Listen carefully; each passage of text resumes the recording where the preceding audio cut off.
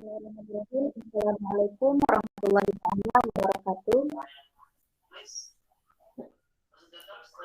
Alhamdulillahirabbil alamin wa bihi nasta'in wa ala umuri dunya waddin wassalatu wassalamu ala asyrafil anbiya'i wal mursalin wa ala alihi washabihi ajma'in amma ba'du.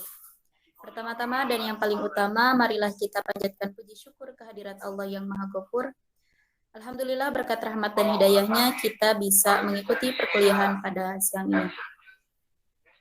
Salawat beserta salam semoga tercurah limpahkan kepada junjungan alam, yakni Habibana wa Nabiyana wa Rasulana Kanjeng Nabi Muhammad Sallallahu Alaihi Wasallam. Tidak lupa kepada keluarganya, kepada para sahabatnya, dan mudah-mudahan sampai kepada kita selaku umatnya. Amin ya Allah ya Rabbal Alamin. Baik, kami di sini dari kelompok pertama akan menjelaskan materi mengenai Pancasila dalam sejarah bangsa. Anggota dari kelompok pertama diantaranya, yang pertama ada Irma Lutfiani sebagai presentator ketiga, yang kedua ada Laila Amalia sebagai presentator kedua, yang ketiga ada saya sendiri yaitu Salma Azhara sebagai moderator dan juga presentator pertama, yang keempat ada Tania Cahya Hairani sebagai presentator keempat. Baik, untuk mempersingkat waktu, marilah kita mulai pemaparan materi yang akan disampaikan oleh saya sendiri. Sebelum menginjak ke sejarah Pancasila, terlebih dahulu di sini saya akan menjelaskan sedikit mengenai pengertian Pancasila. Pancasila merupakan dasar negara Indonesia. Pancasila dalam sejarah perjalanan bangsa Indonesia bukan suatu hal yang baru, melainkan sudah lama dikenal sebagai bagian dari bangsa Indonesia. Nilai-nilai tersebut dirumuskan sebagai dasar negara Indonesia. Artinya, Pancasila digali dan berasal dari nilai-nilai pandangan hidup masyarakat Indonesia. Sejak zaman dahulu, wilayah-wilayah di Nusantara ini mempunyai beberapa nilai yang dipegang teguh oleh masyarakatnya.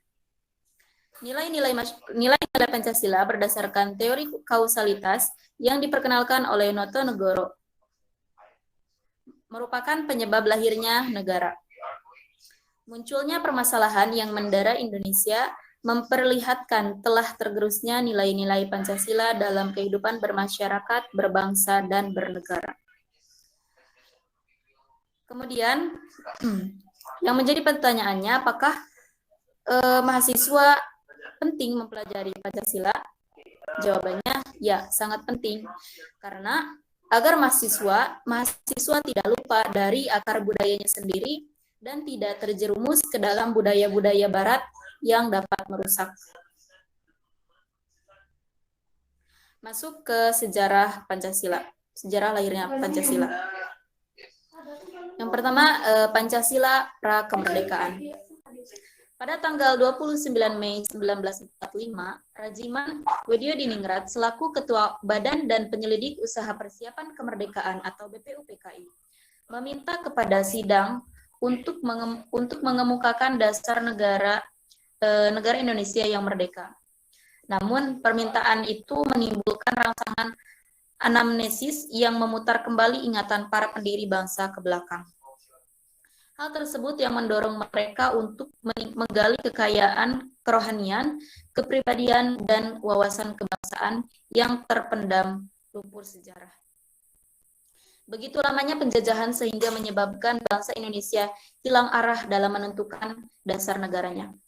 Dengan permintaan Dr. Rajiman, figur-figur negarawan bangsa Indonesia berpikir keras untuk dapat menemukan kembali jati diri bangsanya. Pada sidang pertama,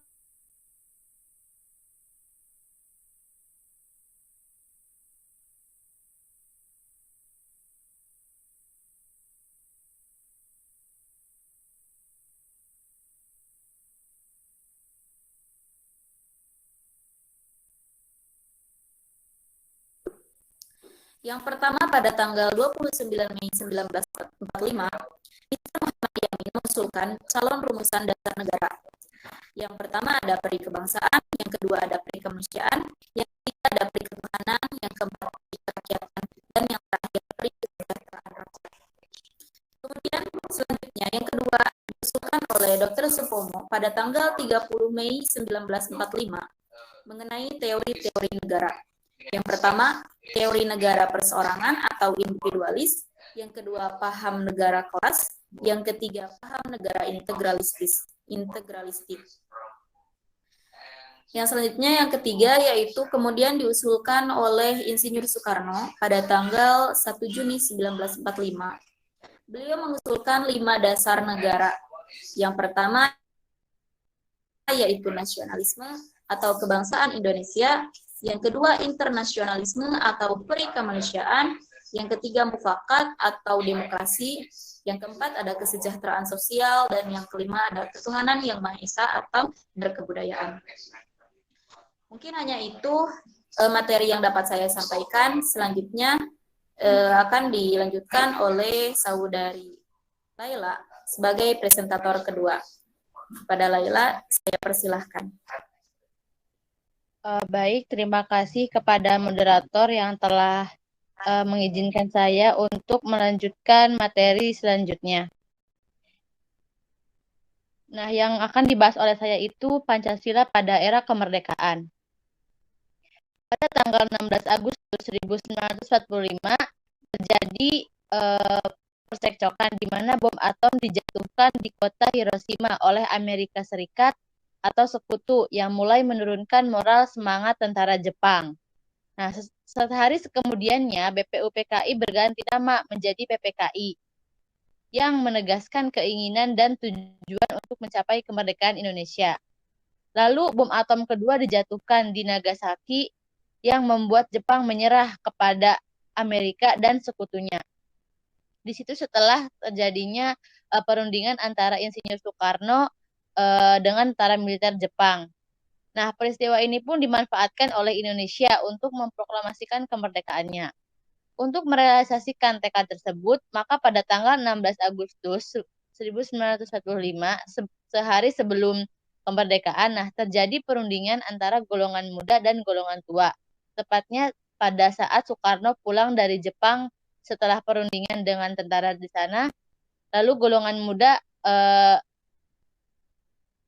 mengusulkan gitu untuk adanya penyusunan teks proklamasi yang berlangsung singkat, mulai pukul jam 2 sampai jam 4 dini hari. Teks proklamasi sendiri disusun oleh Insinyur Soekarno, Dr. Andes Mohatta, dan Mr. Ahmad Subarjo di ruang makam Laksamana, tepatnya di Jalan Imam Bonjol No. 1. Nah, konsepnya sendiri ditulis oleh Insinyur Soekarno, Sukami yang dari golongan muda, dan mengusulkan agar yang menandatangannya itu adalah Insinyur Soekarno dan Mohatta atas nama bangsa Indonesia. Kemudian teks proklamasi Indonesia tersebut diketik oleh Sayuti Melik. Nah, isi proklamasi kemerdekaan ini pada tanggal 17 Agustus 1945 sesuai dengan semangat yang tertuang dalam Piagam Jakarta tanggal 22 Juni 1945, dan di hari itulah bangsa Indonesia merdeka. Selanjutnya ada Pancasila pada era Orde Lama. Terdapat dua pandangan besar terhadap dasar negara yang berpengaruh terhadap munculnya dekret presiden. Nah, pandangan tersebut yaitu mereka yang memenuhi anjuran presiden atau pemerintah untuk kembali ke Undang-Undang Dasar 1945 dengan Pancasila sebagaimana dirumuskan dalam Piagam Jakarta sebagai dasar negara. Sedangkan pihak lainnya menyetujui kembali ke Undang-Undang Dasar 1945 tanpa cadangan. Artinya, dengan Pancasila seperti yang dirumuskan dalam pembukaan Undang-Undang Dasar yang disahkan PPKI pada tanggal 18 Agustus sebagai dasar negara, namun kedua usulan tersebut tidak mencapai quorum keputusan sidang konstituante. Nah, majelis ini menemukan jalan buntu pada bulan Juni tahun 1959. Kejadian ini menyebabkan Presiden Soekarno turun tangan dengan sebuah dekret Presiden yang disetujui oleh Kabinet tanggal 3 Juli 1959, yang kemudian dirumuskan di Istana Bogor pada tanggal 4 Juli 1959 dan diumumkan secara resmi oleh Presiden pada tanggal 5 Juli pukul 17.00 di depan Istana Merdeka. Nah, Dekret Presiden ini tuh berisi beberapa poin.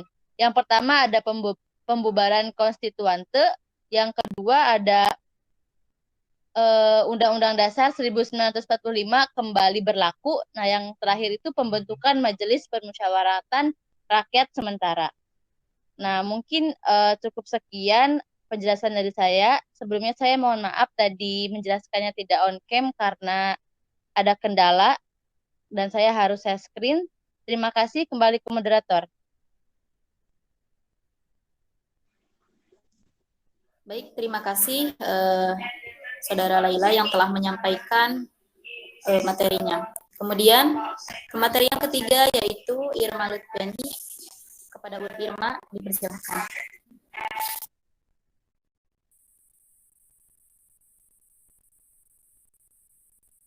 Mohon maaf Irma, mic-nya. Selanjutnya saya akan menjelaskan tentang Orde Baru. Hal yang mendasari munculnya Orde Baru yaitu ketika Insinyur Soekarno menghendaki persatuan di antaranya beragam golongan dan ideologi termasuk komunis.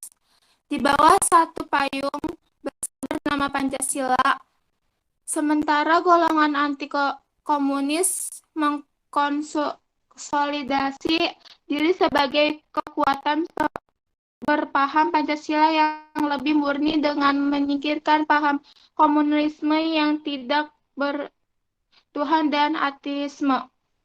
Pada rezim Orde Baru, hubungan yang tidak baik dengan Barat mulai diperbaiki.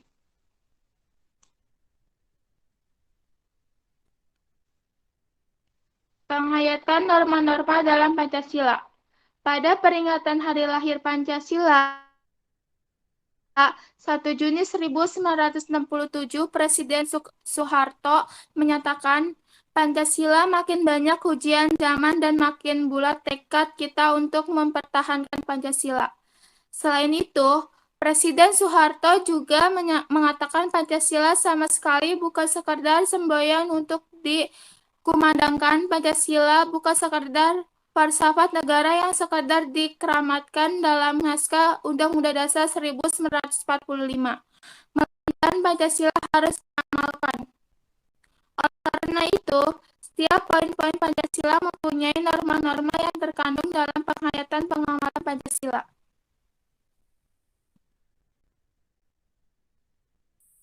Selanjutnya, Pancasila era reformasi. Saat Orde Baru tumbang, muncul fobia terhadap Pancasila. Dasar negara itu untuk sementara waktu seolah dilupakan karena hampir selalu identik dengan rezim Orde Baru. Pancasila yang seharusnya sebagai nilai dasar moral etik bagi negara dan aparat pelaksana negara. Dalam kenyataannya digunakan sebagai alat legitimasi politik. Puncak dari keadaan tersebut ditandai dengan hancurnya ekonomi nasional.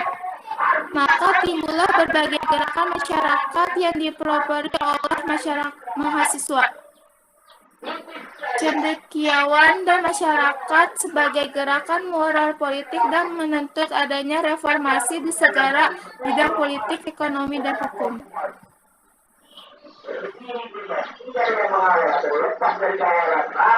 Dinamika Pancasila sebagai ideologi negara dalam sejarah bangsa Indonesia memperlihatkan adanya pasang surut dalam pelaksanaan nilai-nilai Pancasila. Sebagaimana diketahui bahwa Soekarno adalah termasuk seorang perumus, bahkan penggali dan pemberi nama dasar negara. Dalam perjalanan pemerintahnya, ideologi Pancasila mengalami pasang surut karena dicampur dengan ideologi komunis dalam konsep Nasakom. Pancasila sebagai ideologi dalam masa pemerintahan Presiden Soeharto diletakkan pada kedudukan yang sangat kuat melalui PMPR No. 1978 tentang permasyarakatan P4 pada masa Soeharto. Pancasila menjadi asas tunggal bagi semua organisasi politik atau orpol dan organisasi masyarakat atau ormas. Dinamika Pancasila sebagai ideologi negara dalam sejarah bangsa Indonesia memperlihatkan adanya pasang surut dalam pelaksanaan nilai-nilai Pancasila. Penetapan Pancasila sebagai dasar negara tak hendak menghapuskan perbedaan, tetapi merangkum semuanya dalam satu semboyan. Indonesia dinyatakan dalam Sumpah Bhinneka Tunggal Ika. Selanjutnya akan disampaikan oleh Tania. Terima kasih kepada Irma. Selanjutnya materi terakhir yang akan disampaikan oleh Tania. Kepada Tania saya persilakan. Baik, terima kasih kepada moderator. Ya, saya akan menjelaskan tentang unsur-unsur yang mempengaruhi tantangan terhadap Pancasila sebagai ideologi negara meliputi beberapa faktor, yaitu selanjutnya.